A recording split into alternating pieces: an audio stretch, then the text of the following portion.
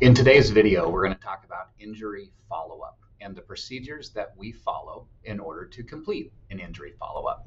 But when we look at injury follow-up, we need to first understand, like we always do, what safety is. Why are we focused on safety, and what is it that we're trying to accomplish? When we look at the definition, we see that safety is simply the act of valuing self and others in order to assess how we can best preserve our body, our task, and our goals.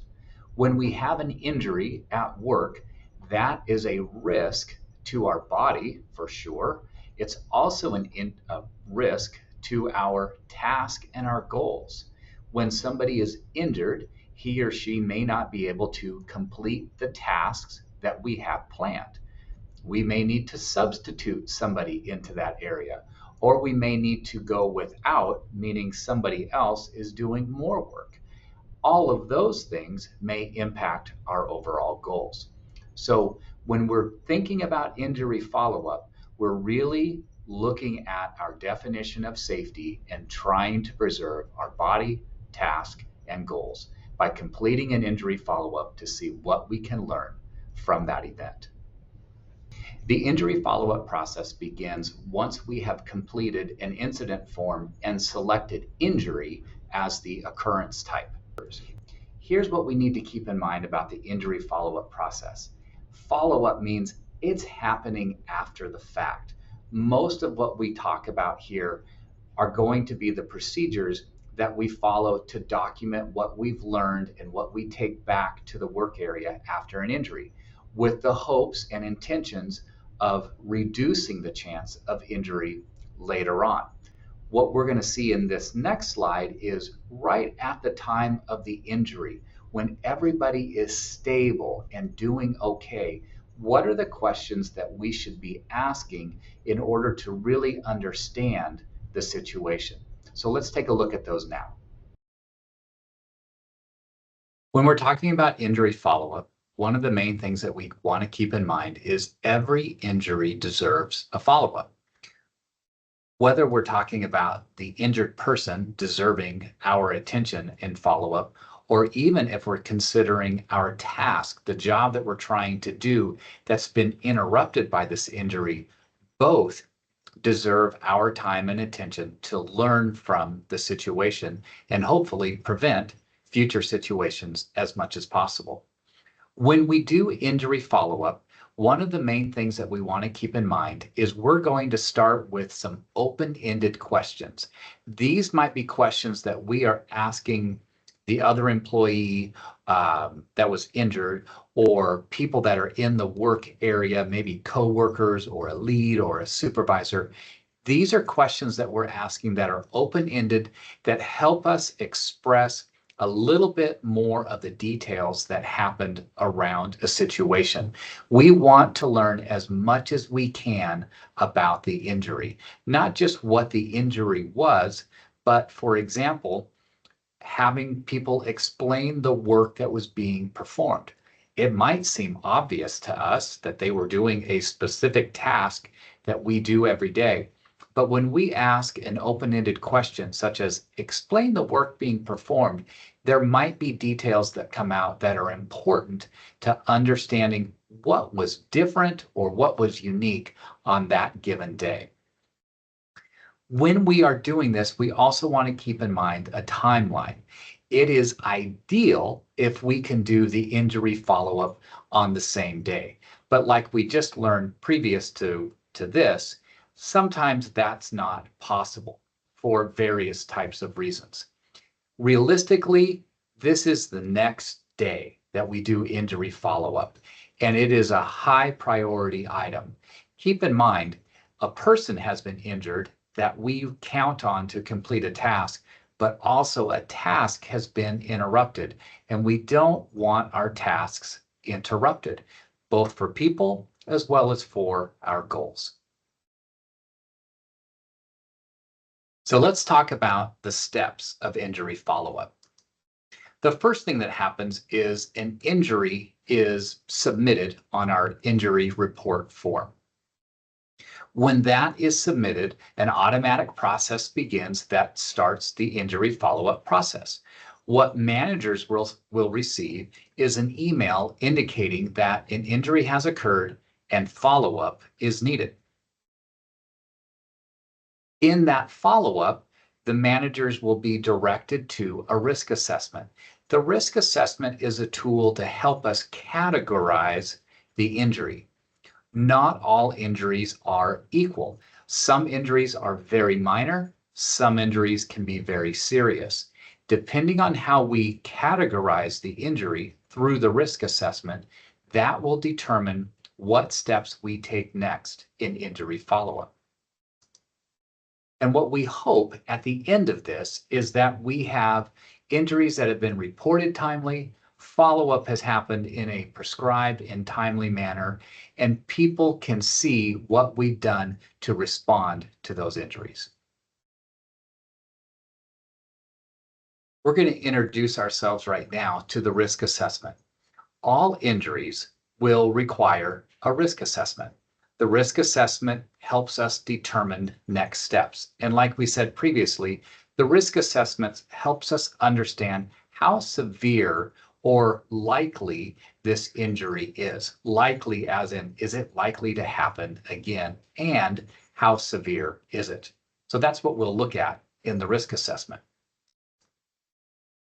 The risk assessment has multiple questions that we consider, both in severity as well as in probability. The people that are invited to understanding this is basically the manager first, and whoever the manager wants to invite or delegate to work on this assignment. The terms listed on the risk assessment are meant to be a guide. And when you complete the form for the risk assessment, you'll see some other definitions around these words to help understand them. Always, what we're understanding as we go through a risk assessment and respond to an injury is that the risk assessment, analysis, and prevention is really a constant process and part of our management of people. The first type of injury that we have when we complete a risk assessment is a green injury or a minor injury. What happens on this is we get the notification that an injury report has been submitted, and the email is going to tell us that we need to complete a risk assessment. When we complete the risk assessment, like we've circled on the screen here, we see that the injury is green, meaning it's not very severe and it's not very likely to happen again. When we have that type of outcome from the risk assessment, these are the steps that we follow for our injury follow-up. You'll see that the injury follow-up steps are really pretty simple, but they are specific and they do give us action to take. In that action, what we're looking at is we're going to gather the information from the injury follow-up, what we learned and what we can do to communicate to one another to try to prevent this injury. And we have a work area meeting. Work area typically refers to our department, but maybe we have a department with multiple types of areas, like a shipping department at a farm typically has selecting and staging and loading if we're at a finished farm. So in that case, work area is a little bit vague on purpose for us, meaning the manager and the other people involved with the injury follow-up, to decide who are the people in our department that need to hear this message. For our timeline, what we're looking for is that we are doing this as soon as possible and likely the day after the injury once we've gathered the information. The next type of injury that we find when we complete a risk assessment is a yellow or a moderate injury. This likely means that there's a likelihood or a greater likelihood that this type of injury could occur. It also may mean that there's something more severe in nature about this injury. It wasn't just a bump or a small bruise, but there was something significant that the injured person felt. A yellow, moderate injury will require a little bit more effort or more specific actions in our injury follow-up. What we want to do when we see that we have a yellow injury is first gather some information. The main thing that we want to focus on is what training have we provided in this injury work area. That could be things like process and safety training or even a general safety orientation. It also may be equipment training.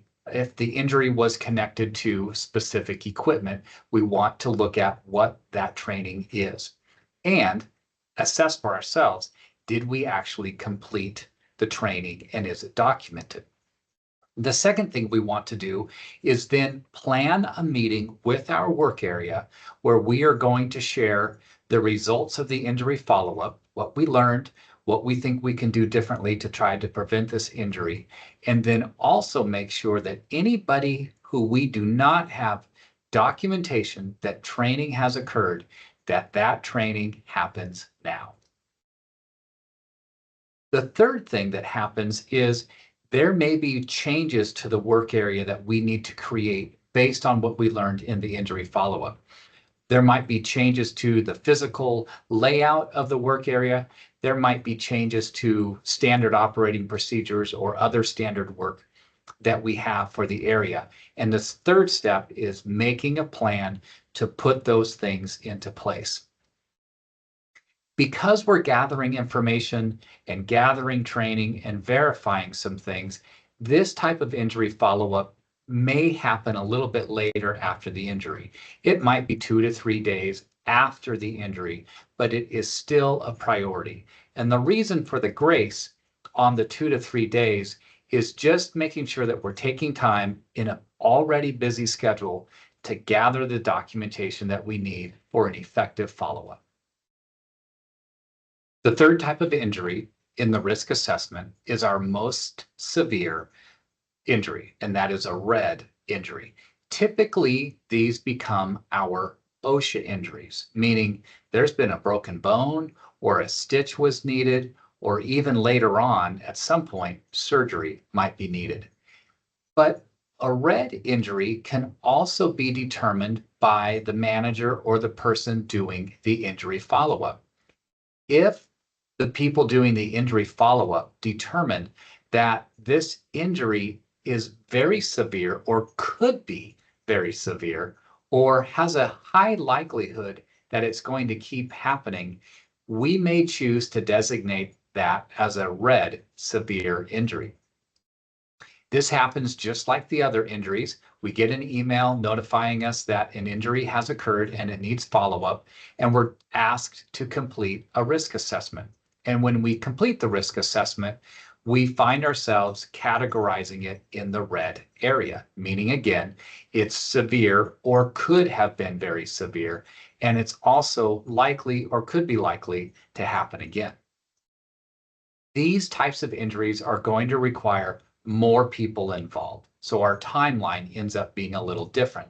You can see as listed on the screen that we're likely going to have the CI or safety person involved, myself would be involved, a site manager or a regional merchandising manager or a transportation manager might be involved. It takes a little bit more time to get all of these parties together so that we can understand what we need to understand from the injury. OSHA injuries, as opposed to just a red injury, sometimes are determined later. OSHA refers to some very specific insurance-related and medical-related thresholds that have to be overcome in order to call them OSHA. So sometimes what will happen is we may say that an injury is a yellow category, but later we find out that it becomes OSHA, and that may cause us to do our injury follow-up again. The timeline on a red injury or an OSHA injury is a little bit more flexible. What the person filling out the form needs to plan to do is get myself involved, and then we will gather together all the people necessary to complete the injury follow-up.